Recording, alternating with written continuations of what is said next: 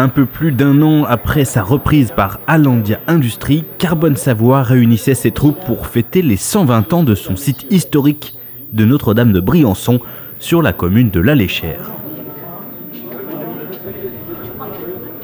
Depuis 1897, le groupe est spécialisé dans la fabrication de carbone et de graphite, une production qui a évolué au fil des années et des crises, comme l'expliquait le directeur du site aux élus invités pour la visite. C'est une installation qui avait été arrêtée en 2012, donc voilà, c'est de l'activité qui repart. On fait des produits carbone et graphite qui ont pour application principalement les alumineries, fabriquer des cuves d'électrolyse qui serviront ensuite à fabriquer l'aluminium, et on fait également en parallèle la production de pâte de brasque, un produit qui servira d'étanchéifier ces cuves.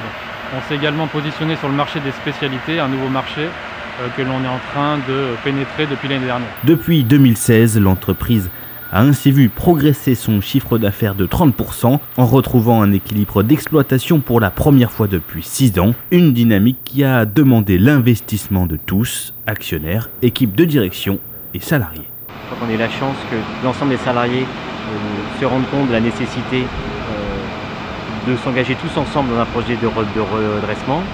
Aujourd'hui, la société va beaucoup mieux. Elle va beaucoup mieux parce que non seulement ses capacités de production sont remplies à 100%, mais parce que son carnet de commandes est plein jusqu'à l'été 2018.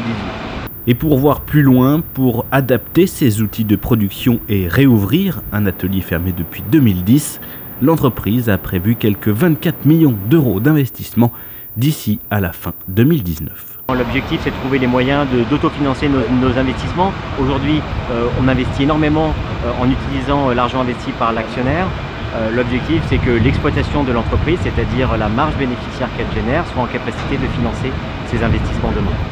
Un bel exemple de redressement qui était salué par les élus présents aux côtés de l'entreprise depuis de nombreuses années, afin que l'industrie reste un secteur d'activité important pour nos territoires. Il faut aimer l'industrie parce qu'elle fait partie de notre code génétique savoyard dans nos vallées. D'ailleurs, c'est symbolique parce qu'aujourd'hui, il y a une visite de l'usine Trimet à Saint-Jean-de-Maurienne qui a ressuscité en quelque sorte, alors qu'on était très inquiète sur son avenir. Et nous sommes ici dans la vallée voisine, à Notre-Dame de Briançon, où il y avait aussi des menaces sur cette usine. Et grâce à l'effort de tous, aujourd'hui, les perspectives se sont éclaircies. Donc il faut aimer notre industrie, il faut la défendre par une politique industrielle ambitieuse au niveau national. C'est ce que j'ai fait quand j'étais parlementaire, c'est ce que fait Vincent Rolland aujourd'hui, Émilie Bonivard également dans la circonscription voisine. Et puis il faut la promouvoir.